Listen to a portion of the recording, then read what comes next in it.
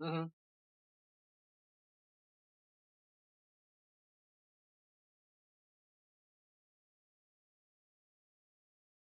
Yeah, they're very cute.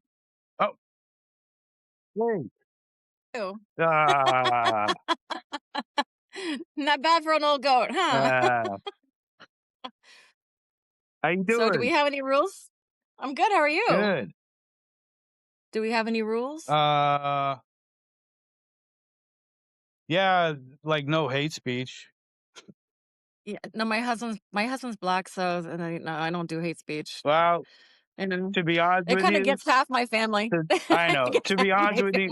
To be honest with you though, there is a dynamic of Uh, like interracial relationships where the like white girlfriend is racist as fuck with her kids. really? Yeah, Oh no, like no. the I my entitlement daughter's bullshit. But no, my daughter's Puerto Rican. My husband is black. And oh, you're I'm all over the American. place. Yeah. I am. Yeah, I'm Irish American. Okay. So, or Scots Irish, I should say. Yeah. Sure. Nice. So, where are you at? I'm in Juneau. Oh, nice. Yeah, it's pretty cool.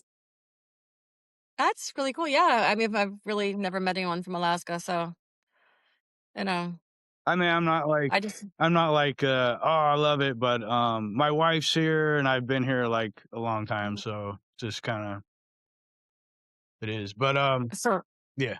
I'm in Florida, so Yeah, fun, fun. right. So I'm sorry. I poured myself a glass of vino. I hope you don't mind. Vino. No, not at Mm. all. So, My what wife made you likes start doing wine. this? This is what, last year? Hmm. Like, the probably yeah, probably in, like, October-ish. Nice. Yeah. Okay. How So you interview other comedians just and people, like, it doesn't matter oh, cool. who, it's like it's just like what you do. I look at the profile, like, of course, it's algorithms, so it's like if you Mm. click on comedian a couple times, then it's like, okay, comedians, and then it narrows it down to, like, state, then, blah, blah, so it's pretty funny. Yeah, drill down. Right. Oh, that's cool. Yeah, I've been here just a little bit about myself. I am actually my parents are native. My dad's a native Floridian, but I was a Navy brat and I moved down here in 1976 from Virginia, where I was born. Okay. And I was raised in Miami during the Mariel boat lift. I tell people I'm a political refugee from Virginia, and everybody around me is all of us are Hispanic or other, and I love my group of people because we are so multicultural and I love that we're multifaceted people. So I have built a great I call them my tribe of people Mhm. that I have learned so much from and I have taught them as well. Nice. Cool. Yeah. So you're pretty normal. Well, I'm still a woman. I I mean, know. going through a menopause. So like I Oh. tell there's a joke and I just wrote that the other day my husband made me upset and I went full T-Rex on him. Like my head like flipped back, my arms went to my Yeah. side. I was Right. like so, I mean, he's trying to navigate menopause with me. I'm like, one minute I'm normal, and next minute I just want to rip his head off. Right, But and I'm going my wife's going through it, and mhm, my, partner for another show I do, she's going through it, mm, and then someone else I was talking to is going through it, and it's just that it's time. contagious. Right. It's contagious, and I really feel like I got like robbed because my mom didn't tell me a lot about what was going to happen. Like when I had my daughter, and she didn't say, like what to expect when you're expecting. Like she doesn't tell me any of this. So she's like, well, no one told me. So I told her one day I'm going to pull up in front of a nursing home and drop her ass off. I'm gonna say, you know what? She's gonna say, well, you didn't tell me this. Like, I'm like, well, you nobody never told told me, me. yeah. Well, here you go. Here's your view of the dumpster. Right, Jesus. That's funny. I actually love my mom, so I'd probably give her a view of maybe the garden. Yeah, nice. Cool. Is your mom, like, a guilty Irish Catholic stereotype or no? Oh, No, good. my mom is a very. If you imagine Peg Bundy Nice, and Edith Bunker nice. with a sprinkle of Lucy, Wait, she is. She's a handful. Is she where? No, where is she from? My mom is originally from Indiana. Okay, And no, I'm sorry. Is it? I don't know. It's either Illinois or Indiana because my grandfather is from one of them, and I keep confusing the two of them. And she makes fun of me. And she's like, right, "Don't you know where I'm from?" I'm like, "Lady, you grew up in Florida, right. okay? You're a Floridian. You came here during before World War II, so that Oh, makes you a yeah, Floridian." yeah. Yeah, I mean, she met my dad. They were together since he was in 6th grade, Oh, and they were together until he passed away. So yeah. you know, and now she's in California. Go figure. Oh, wow. That's funny. She left me to go live with my nephew and his wife. I'm Oh, like, really? "What did I do? I fed you. I mean, I don't. I mean, no one told me." Yeah. No, she just. I had my house flooded back in October Oh, wow. or September, I should say, and my neighbor flooded my house because we have a townhouse, and so I had to basically rip up all the flooring, everything. So she wasn't able to come home, Yeah. and now she's kind of digging California weather. So I'm Right. like, thanks, mom. I told her she's abandoned me. So Florida is probably more tropical, right? Florida is hot. This Like time of hot as year, fuck. we are going it's not that just hot, it's the humidity. Right, So, the humidity makes it feel like California is a dry heat, so right. when I'm out in California, I love it because I can stay out for hours and, your sweat evaporates, but in Florida, no, it's a whole different beast. I think Florida is where the devil went to die, and we're all subject to it. I mean, like, that's the vibe. What like, there's so many videos specifically, like, you watch TikTok, why people hate Florida, and it's not even a Oh, yeah. I can't even make that up. Like, I don't know anything. I mean, I know, like, the basics about it, but other than Mhm. that, it's just I've been here, like I said, I think what, 50, what, 49 years now, and I still can't get used to the weather. I tell people, I came from Virginia. It was beautiful. You had the change of seasons. I still remember it fondly, and I would love to be somewhere we have the change of seasons and you can actually wear a sweater. I have a sweater that I've had since the 90s. And my daughter recently said, "My God, the sweater is in great shape." I'm like, "Yeah, because I wear it once a year." I mean, it's kind of hard to wear it well, out if you only wash it sh and put it back in a she can box. wear it now too because a lot of that shit's come back. So if you had Hmm. Doc Martens, she'll be like, No, but "Mom." no, my daughter's a double zero, so she'll never be like mom. I'm Oh, full figured and like she's Puerto Rican, but she did not inherit the derriere. right. So I tell people I'm representing for my entire I family. represent. Well, because a lot of white girls don't have a rear end. They just kind of have a crack that goes right up their back It's underneath their yeah, hairline. some. It's funny, but then I met I met women and growing up, and for in the early '90s, it was like, oh my god, it was like the Sir Mix-a-Lot song. We're like, oh my god, like and so Oh, that baby was got cool, back. and then rap music got more popular, and then the booty entered the situation, and then Jennifer Lopez happened, so then it's like, then you see Kim Kardashian, and then, so now it's like everybody wants ass and like it's just crazy or Yeah, really, really skinny. sorry. I'm So trying to turn my lanes away from it. Yeah, yeah, well, you know what? Before Kim Kardashian, there was Julie Fisher. right, And you know what? No one appreciated my natural grown rice and beans, but right, no, they didn't. I didn't appreciate that because I right. grew up. The irony was that where I grew up, there was a lot of short Hispanic men, and I'm 5'10", Oh, so wow. dating for me was a nightmare. And most of the guys were like 5'6", five foot Right. five, and they all went and they were great until I stood up and they're like, "Oh, Jesus Christ, she's an Amazon." Yeah. And I wore heels, so that would put me Wow. about 6'2". Yeah, I did that on purpose Well, because you I was want to be looking for a really man. tall.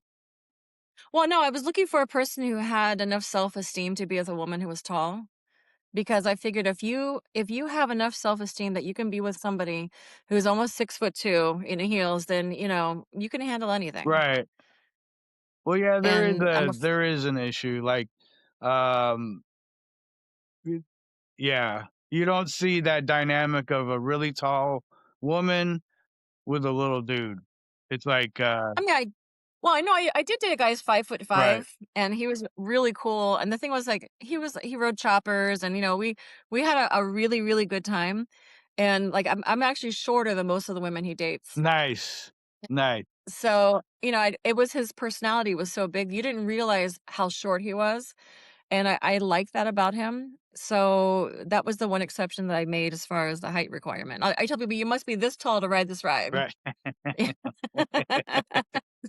Um, yeah, it's funny, like, my dad, he was only, like, 5'6".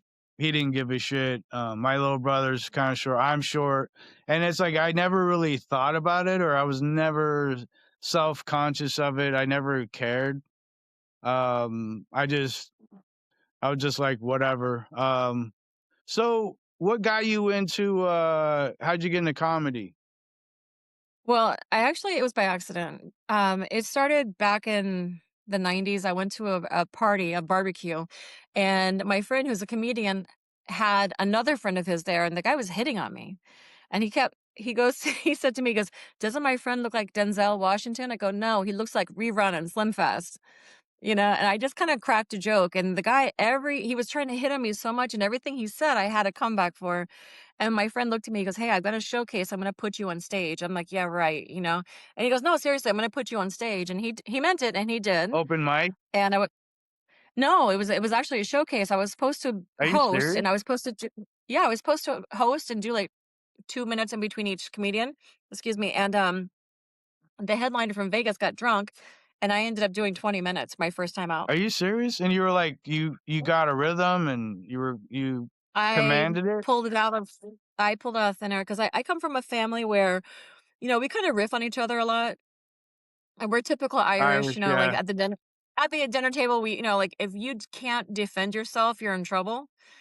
Well, So, I isn't it was just like kind in of our DNA, like, to be sarcastic and to yeah, run our mouths and shit and, my yeah. absolutely. I mean, well, you're Irish, yeah? So, you know how it is, it's kinda like there's 4 kids in my family, and I'm the youngest, so it's either thrive, survive, or, you're in trouble. You know? A story about my sister and my brother when I was younger, I was about 4, they tried to give me away. They we had just moved into the neighborhood, and they hogtied me, and they gagged me, put me in a wheelbarrow with a note that said, "Please feed our child, we don't want her anymore," and left me on the neighbor's doorstep. Wow. And the sad part was my mom didn't even know I was missing. So, Where's I was that like, "Thanks, where's the mom." last one? Where's the other one at? Yeah, where's the little one, Where's the little like, one? they're always doing something to me, and so I plotted my revenge. And when I was about 9, I used to hide behind the sofa when my sister was having parties, and I would have a little notepad and take notes about everything they were doing wrong, and then I would sell Wow. her the information. I would tell her, "Either you can pay me or you can do my chores. Which one do you want?" She goes, "I can kill you." I'm like, "You can try." Yeah. Gangster. Yeah, it's like I was ahead of my time. You're So, already Irish mobbing it at home. yeah, I mean, I was an entrepreneur. I was one of the first kids to sell oregano in school and, call it weed, and I was selling oregano. And when I got caught, they're like, "Oh, your daughter is selling weed." I go, "I was not selling weed." I go, "You can make a strong ass spaghetti, but you can't get me with weed." Good luck. Nice. So I told my dad, "Do you think I'd be dumb enough to sell real weed in school? Come on, Right. man." What is that, high school or junior high? That was junior high. Wow. What made you wanna like, did you watch Miami Vice and were like, "Yeah." No, no, see, what happened was I had a plan to move out when I was 18, and that started at 13. So when I was 13, I started my entrepreneurship, and one of the other things I would do, my mom worked for an office supply company, and I figured out that they would sell rubber stamps, and you had to sign your name 3 times on a sheet of paper, and you had to fax it to the company, and they would mail you a rubber stamp. So basically, I was rubber stamping the guidance counselor's name, and I ordered the rubber stamps, so then I had my friend steal the excuse pads and all, the, um, permission to leave the school, and depending on what you needed is what the price. So, and I told my parents when they caught me, I said, "Well, wait a second, I'm an entrepreneur, so you can't punish me for something that technically I wasn't supposed to have in the first place." So, I said, "This is really your own fault because you shouldn't have put me in access to this." Like, you gave me so much freedom, I mean, you should have been a little more restrained, I mean, come on. Well, that's because my sister and my brother broke them in before I did. I mean, my parents were just broken when they came to me. They're like, "Oh, just leave me I alone. don't Go feel like play." dealing with it. They're like, and then on top of that, my parents never believed I could actually do something wrong. Oh, They're. nice. Nice. And my dad one time said to me, because I got caught doing something and it was pretty epic. But my dad said, "If your friends jumped off the bridge, would you go? Right. Would you follow?" I said, "What makes you think I'm not leading them?" I go, "I'm Right. offended."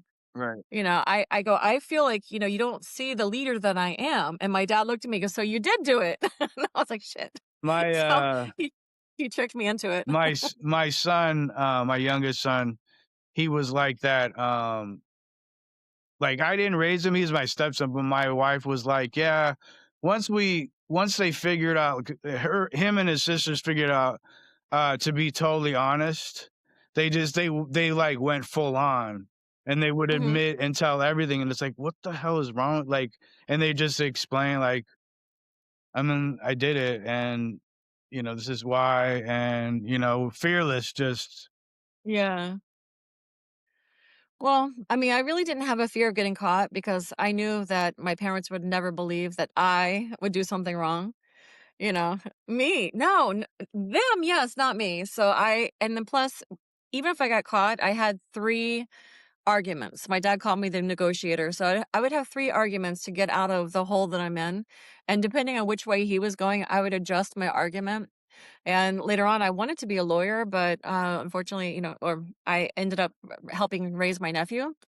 And I wanted to stay close to yeah. home so I could be there for him and also for my parents. And I think now looking back at it, I probably had the fear of leaving because I got accepted into Northwestern University, and I thought, I Nice. don't want to go to Chicago. That's a lot. There's a lot of miles and a lot of people. I didn't think I was ready to leave Oh, home. I work for them. Oh, really? Yeah. Yeah, I had a full ride. One of my teachers saw some potential in me. You I didn't even see myself. what have you studied? Law. I would have been a I lawyer. was gonna say you could have been like the next Stephen Colbert, or Uh, there's a lot of people from that went there yeah. and But I didn't even think I was funny growing up. I really did not realize I just come from a funny right. family, like, and so for me, like, kind of making fun of people or ripping on people, it's kind of like second nature. So, that's kind of like my humor. And when I go on stage, I talk about, well, my ex-husband one day will sue me. I promise you. One day when he Your sees one of my shows, ex-husband? my ex-husband will sue me. I promise you. It's just a matter of time. But I pick on my entire family, my friends, everything. You're fair game if you're around me. Well, yeah, I mean, that's how you express your love for people is you talk shit. Right, and if I I don't talk about you, means I don't care about right. you. I had this So I had this thing where I would fuck with this friend I had, and I would tell him, like, I talk shit about the things I hate and dislike and the shit I mhm. love. So I'll talk shit about, whatever, but that's how I get down, and, I'm finding that's just a very stereotypical Irish thing to do. We just run your mouth, like, Well, yeah, because we run our mouths and whatever sticks, right. sticks. And that's the way it Right, is. It's like, if you can't handle it, right, get the fuck out. right. And that's really how I've been most of my life. I just, and I'm like I said, I'm pretty true to myself. And, sometimes I'll step in it and I'll apologize because I'm an adult that way, and, because I don't like to hurt people's feelings. And but otherwise, I really don't give a rat's ass what you think about me. My goal is when I go on stage is that I've got anywhere from 5 to 30 minutes, depending on my stage time, Wow, to take you out of your zone. Like, right. we all have problems. And if I can just take you out of your headspace just for a few minutes, then I've done everything I've set out to do. And right now, the way the world is right now, we're so chaotic and upside down. I kind of feel like we need a double dose of goodness Yeah, to each other and right. kindness. And if I can, like I said, if I can just make you laugh and just, I don't know, just make you feel some connection to something other than the grief and the stress, then I've set out to do what I want to do. Right, right. I feel the same way. Yeah.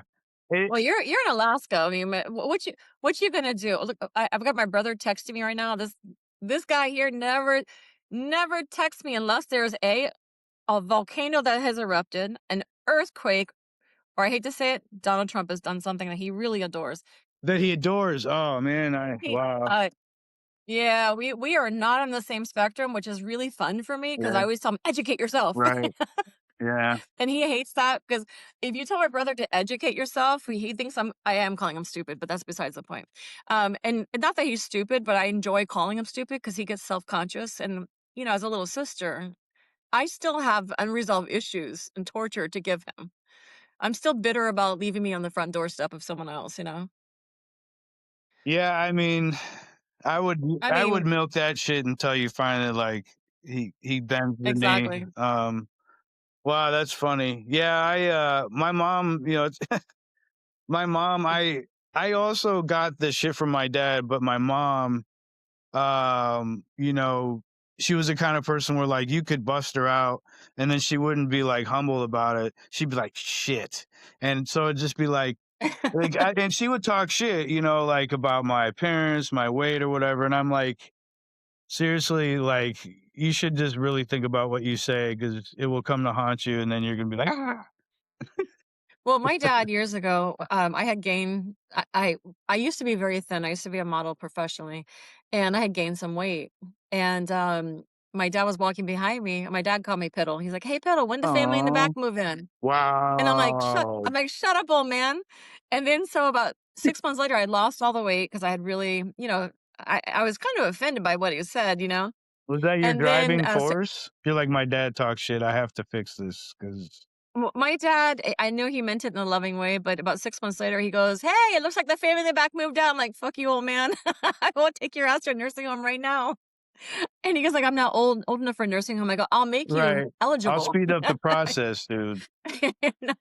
Yeah, but so I have always had like most women. I've struggled with my weight most of my life. I have a healthy eating disorder thanks to the '80s and all of the Really? free drugs that were bountiful. Yeah, because I grew up in Miami in the '80s. I mean, we had a lot of drugs that were available and free.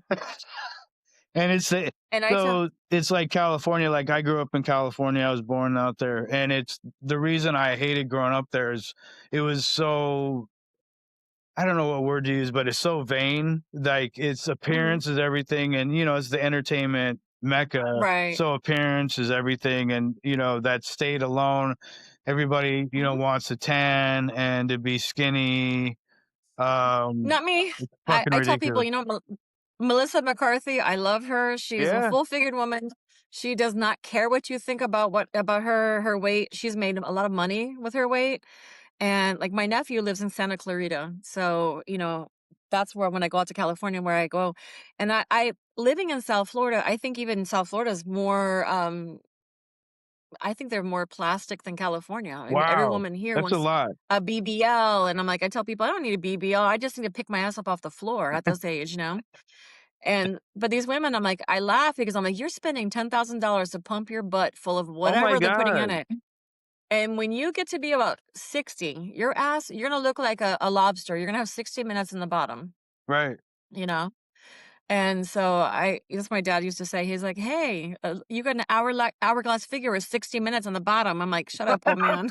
Oh my god. No wonder you He was talk cold. shit. Your dad was just Yeah, like I'm telling you, he's cold as he's like shit, you know? he's talking to you like you're one of his bros. Like, "Hey, Larry, what's up with your, blah, blah," and you're just like, "I." Oh, no, trust me, he prepared me for life. I remember after my grandfather died, my uncle, his older brother, he was giving me a lot of shit. Sorry, I'm adjusting. Your I forgot family. how uncomfortable my chair is. So my uncle was giving me a lot of shit, and so, it was the day of my grandfather's funeral. He's wearing this gray suit, and I walked up, I looked at him, I go, "Nice suit." I go, "Matches your hair." He's like, "Fuck off." It's like, "Touche."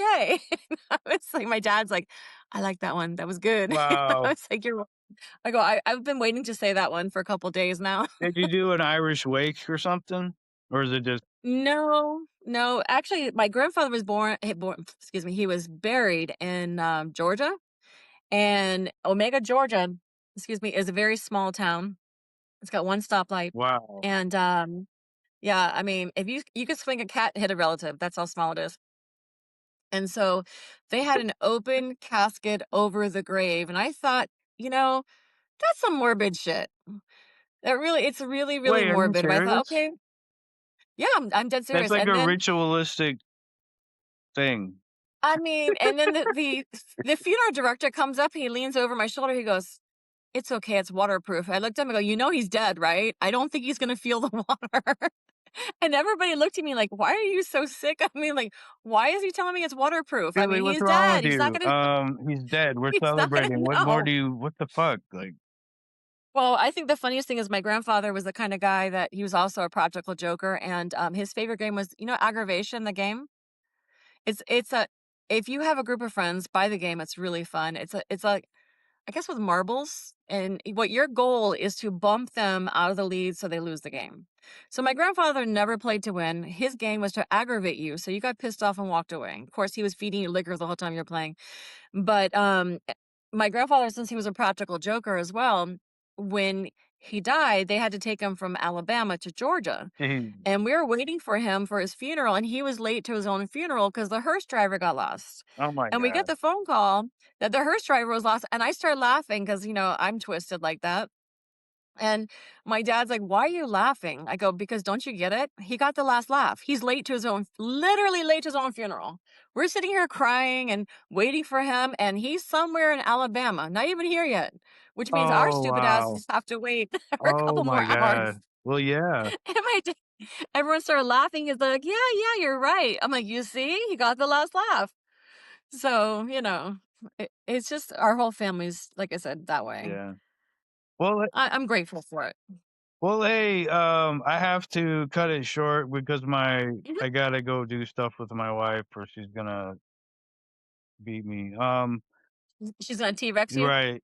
Um, I don't wanna piss her off anymore. She's an angel. But hey, Well, it was nice. it was nice to talk to you. You're really damn Nice talking to funny, you. and you Thank are you. a natural comedian. I want to come on more, and or I want to bring you on more and talk to you some more. And Absolutely. you great storyteller. Um, Thank you. and I hope you have a nice night. Thank you too. Anytime. And yeah, you're funny as hell. I'm really glad you came on. Thank you. If you ever want to interview more comedians, I'm stuttering now. I'm like, I don't even know why. Yeah, Probably I had 3 hours of sleep, menopause sleep. It's the worst. right, right. But we can bring more people on, and I would love to introduce you to South Florida through my eyes Okay. and my people.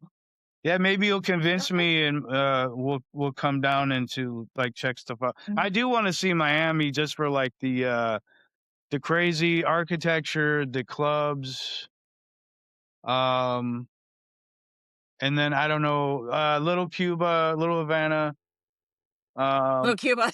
little, Sorry. sorry, That's all of Miami is Little Cuba. right,